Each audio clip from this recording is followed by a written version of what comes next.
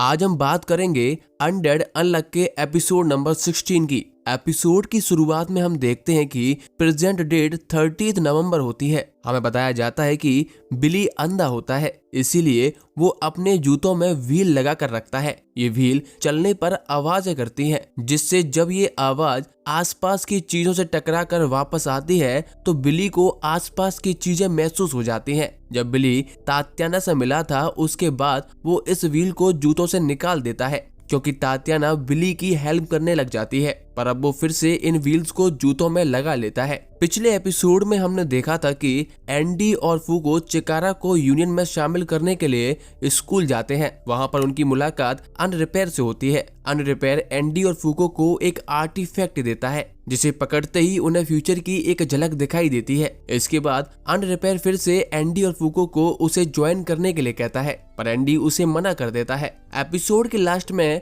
Andy और फूको चिकारा को लेकर वहां से चले जाते हैं। उसके 3 महीने बाद 1 दिसंबर को फिर से सभी लोग टेबल के चारों ओर बैठे होते हैं। अपोकलिप्स नए मिशन बताना शुरू करता है। अब बात करते हैं इस एपिसोड की। इस एपिसोड में अपोकलिप्स बताता है, इस बार टोटल 4 मिशन पूरे करने हैं और इस दुनिया का हर कोई इंसान इसमें शामिल हो सकता है। अगर ये लोग एक भी मिशन पूरा करने में फेल हो जाते हैं तो इन्हें 100 पेनल्टी मिलेगी। पहला मिशन यूएमए स्प्रिंग को पकड़ना है, जिसका इनाम में आर्टिफैक्ट एक्कीस की लोकेशन मिलेगी। दूसरे मिशन में यूएमए समर को पकड़ना है, इसके नाम में नेगेटर अनचेंज की लोकेशन मिलेगी। दोस्तों, अनचेंज पहले ये पावर गेना के पास थी, पर उसके मरने के बाद ये पावर किसी दूसरे इंसान पर ट्रांसफर हो चुकी है। तीसरा मिशन यूएमए ऑटम को पकड़ना है, इसके नाम में यूएमए गोस्ट को ऐड किया जाएगा। चौथे और आखिरी मिशन में यूएमए विंटर को पकड़ना है और इसके इनाम में आर्टिफैक्ट रिमेंबर की लोकेशन मिलेगी।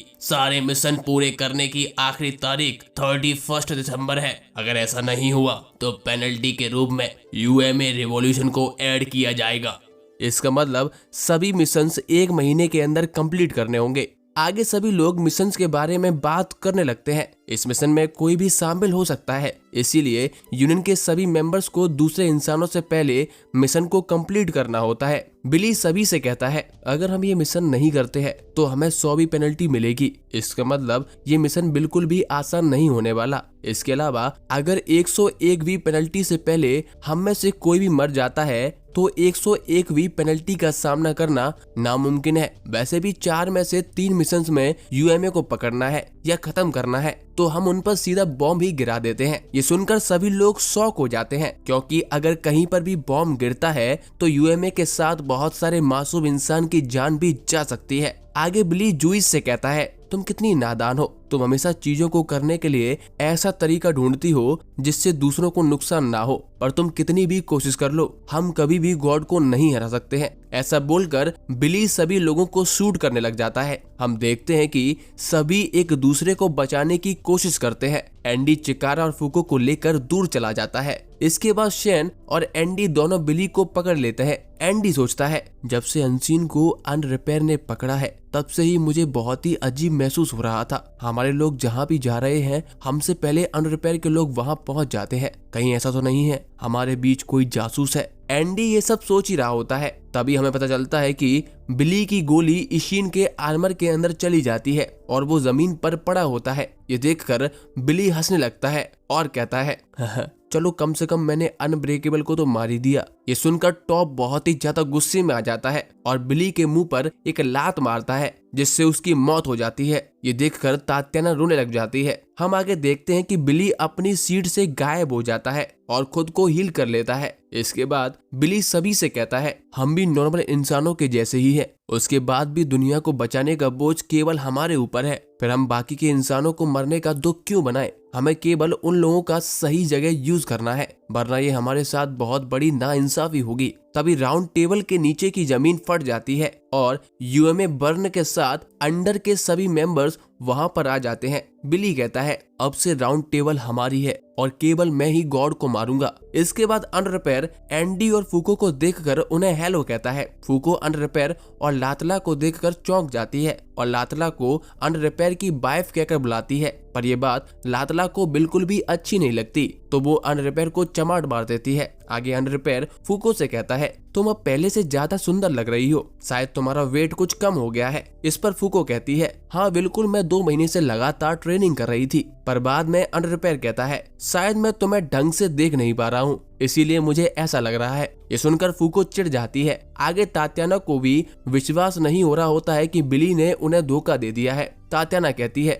बिली खुद को हील कैसे कर सकता है जबकि उसकी पावर अनबिलीवेबल है। ये पावर तो गन से रिलेटेड है। जब भी बिली अपने टारगेट से दूसरी दिशा में गोली चलाता है तो उसके बाद भी गोली चीजों से रिफ्लेक्ट होकर उसके टारगेट को ही लगती है। ये बात केवल मुझे ही पता है और खुद बिली ने ही मुझे बताई थी। दूसरी तरफ यूएमए वर्न को देखकर चिकारा डर जाता है। चिकारा एंडी से कहता है, मैं इसमें तुम सबकी हेल्प कर सकता हूँ। पर एंडी कहता है, तुम बस मारे मत जाना, यही हमारे लिए सबसे बड़ी हेल्प होगी। ये सुनकर चिकारा वहां से भाग जाता है। हमें आगे अंडर रिपेयर से पता चलता है कि बिली ही अंडर का असली बॉस होता है। ये सुनकर टॉप को गुस्सा आ जाता है और वो बहुत तेजी के साथ बिली पर हमला करता है, पर बिली भी उतनी ही तेजी के साथ मूव करता है और टॉप को एक जोरदार किक मारता है और टॉप बहुत दूर जाकर गिरता है। हम देखते हैं कि टॉप पर हमले की वजह से बिली का पैर टेढ़ा हो जाता है। बिली कहता है कि अनस्टॉपेबल बहुत ही कमाल की पावर है, पर तुम्हारी बॉडी केवल तभी रुक सकती है जब तुम्हारी बॉडी में कोई बड़ा चेंज आ जाए। इसके बाद बिली अपने पैर को हील कर लेता है। हम देख पाते हैं कि किसी रीजन की वजह से बिली एंडी और टॉप दोनों की पावर्स को यूज कर पाता है। इसके बाद शैन, जूइस और एंडी तीनों बिली पर हमला कर देते हैं, पर शैन की पावर्स का बिली पर कोई असर नहीं होता। आगे जैसे ही एंडी बिली पर अपनी उंगली शूट करने वाला होता है, बिली जूइस की पावर अनजस्टिस यूज करता है, जिसकी वजह से एंडी की उंगली जूइस की तरफ घूम जाती है और जूइस खुद की तलवार को अपनी ही गर्दन पर रख लेती है। इसके अलावा शैन का डंडा भी वापस से छोटा होकर शैन के हाथ में आ जाता है। आगे बिली कहता है, ये पावर कितनी ज्यादा अच्छी है, तुम इससे दूसरों के दिल में झांक सकते हो। एक है जो दूसरों को बचाना चाहता है, दूसरा है जो जीना चाहती है और लीड करना चाहती है, और तीसरा स्ट्रॉन्ग लोगों से लड़कर खुद को स्ट्रॉन्ग बनाना चाहता है। वाह, यही तुम लोग करना चाहते हो ना। ये सुनकर जूइस चौंक जाती है। आगे बिली कहता है, ये पावर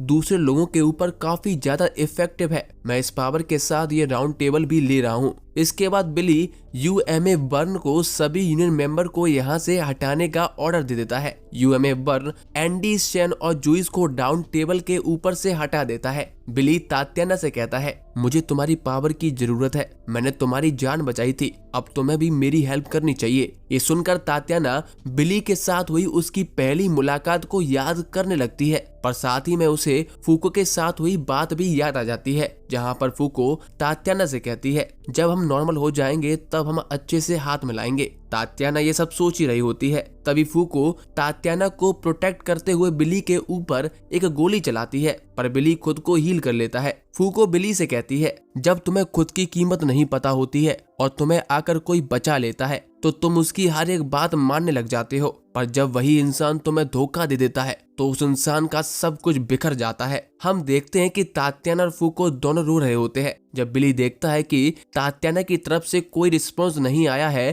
तो बिली कहता है, ठीक है, तुमने अपना फैसला कर लिया है, अब से तुम भी मेरी दुश्मन हो। ऐसा बोलकर बिली यूएमए बर्न के साथ राउंड टेबल और अपोक्लिप्स को वहां से जाने के लिए रेडी हो जाता है। ये देखकर जूइस एंडी से कहती है, अगर बिली यहाँ से चला गया तो हम गॉड को कभी भी नहीं हरा पाएंगे, हमने अभी तक जो भी किया है सब बर्बाद हो जाएगा और वो सब कुछ खत्म हो जाएगा, हमें कैसे भी करके उन्हें रोकना होगा। ये सुनकर एंडी कहता है, मुझे तुमसे बहुत सारे सवाल पूछने हैं, पर ठीक है, मैं तुम्हारा साथ दूंगा, तुमने यही बोला था ना, हम कुछ भी कर सकते हैं। इसके बाद एंडी फूको को उसे किस करने के लिए कहता है। ये सुनकर जूइस कहती है, अब मैं समझ गई, तुम फूको के अनलक का यूज करने वाले हो। इस पर एंडी बताता है, मैंने ये चीज सितंबर की रिपोर्ट में भी बताई थी, जब तक लातला उनके साथ है तब तक नॉर्मल हमले उस पर काम नहीं करेंगे, इसीलिए हमें फूको के अनलक की जरूरत होगी।